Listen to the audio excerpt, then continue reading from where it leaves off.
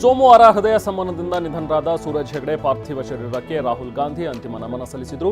ಬೆಂಗಳೂರಿನ ಡಾಲರ್ಸ್ ಕಾಲೋನಿಯಲ್ಲಿರುವ ನಿವಾಸಕ್ಕೆ ತೆರಳಿ ಸೂರಜ್ ಪಾರ್ಥಿವ ಶರೀರದ ದರ್ಶನ ಪಡೆದರು. ಮಂಗಳೂರಿನ ಉದ್ಯಮಿಗೆ ಕಾಂಗ್ರೆಸ್ ಮುಖಂಡ ಹನಿ ಟ್ರ್ಯಾಪ್ ಮಾಡಿರೋ ಗಂಭೀರ ಆರೋಪ ಕೇಳಿ ಬಂದಿದೆ. ಅಶ್ಲೀಲ ವಿಡಿಯೋ ಬಳಸಿ ಉದ್ಯಮಿಯಿಂದ ಬರೋಬ್ಬರಿ 2,77,00,000 ದೋಚಿದ್ದಾನೆ ಅಂತ ಆರೋಪಿಸಲಾಗಿದೆ. ಮಂಗಳೂರಿನಲ್ಲಿ ಉದ್ಯಮಿಗೆ ಹನಿ ಟ್ರ್ಯಾಪ್ ಬಲೆ ಹೆಣೆದಿದ್ದ ಯುವ ಕಾಂಗ್ರೆಸ್ ಪ್ರಧಾನ ಕಾರ್ಯದರ್ಶಿ ನಿಜಾಮ್ ನಕಲಿ ಫೋಟೋಗಳನ್ನು ಸೃಷ್ಟಿಸಿದ್ದ. ಎಐ ಮೂಲಕ ತಾನು ಕಾಂಗ್ರೆಸ್ ನಾಯಕರ ಜೊತೆಗಿರೋ ಫೋಟೋಗಳನ್ನು ರೂಪಿಸಿದ್ದ. ಕೋಲಾರ ಜಿಲ್ಲೆಯ ಕೆಜಿಎಫ್ನಲ್ಲಿ 2 ರೌಡಿ ಶೀಟರ್ಗಳನ್ನು ಗಡೀಪಾರು ಮಾಡಲಾಗಿದೆ. ಆಂಡರ್ಸನ್ ಪೇಟೆ ನಿವಾಸಿ ಶರತ್ ಕುಮಾರ್ ಹಾಗೂ ರಾಬರ್ಟ್ಸನ್ ಪೇಟೆಯ ಅಜಯ್ ಕುಮಾರ್ ಅವರನ್ನು ದಾವಣಗೆರೆ ಜಿಲ್ಲೆಯ ಕೆಟಿಜಿ ನಗರ ಠಾಣೆ ವ್ಯಾಪ್ತಿಗೆ ಗಡೀಪಾರು ಮಾಡಲಾಗಿದೆ. ಬಿಟ್ಕಾಯಿನ್ ಕೇಸ್ನಲ್ಲಿ ಕಾಂಗ್ರೆಸ್ ಮುಖಂಡ ನಲಪಾಡ್ ಶ್ರೀಕಿ ಸೇರಿದಂತೆ ಹಲವರ ವಿರುದ್ಧ ಚಾರ್ಜ್ ಶೀಟ್ ಸಲ್ಲಿಸಲಾಗಿದೆ.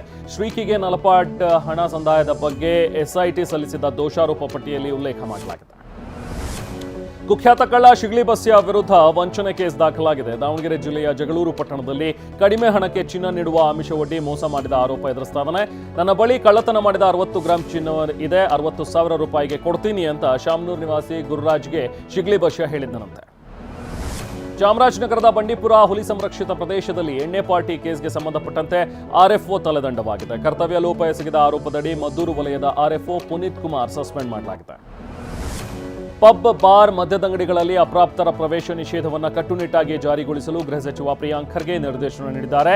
ನಿಯಮ ಉಲ್ಲಂಘಿಸಿದರೆ ಅಂತಹ ಬಾರ್ ಮತ್ತು ಪಬ್ಗಳಿಗೆ ನೋಟಿಸ್ ನೀಡಿ ಅಂತ ಅಧಿಕಾರಿಗಳಿಗೆ ಸೂಚನೆ ನೀಡಿದ್ದಾರೆ.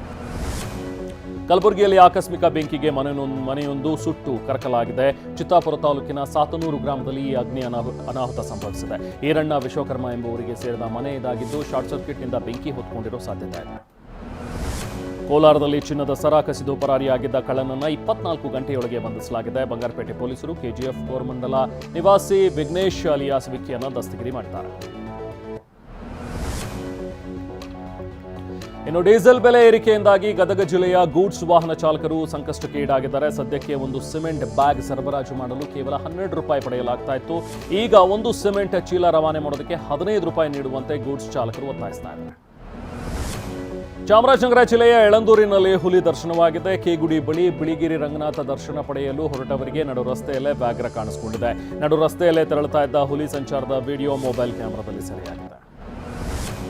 ಮಧ್ಯಪ್ರಾಚ್ಯದಲ್ಲಿ ಮತ್ತೆ ಯುದ್ಧದ ಭೀತಿ ಹಿನ್ನೆಲೆಯಲ್ಲಿ ಜಾಗತಿಕ ಮಾರುಕಟ್ಟೆಯಲ್ಲಿ ಕಚ್ಚಾ ತೈಲ ಬೆಲೆ ಏರಿಕೆಯಾಗಿದೆ.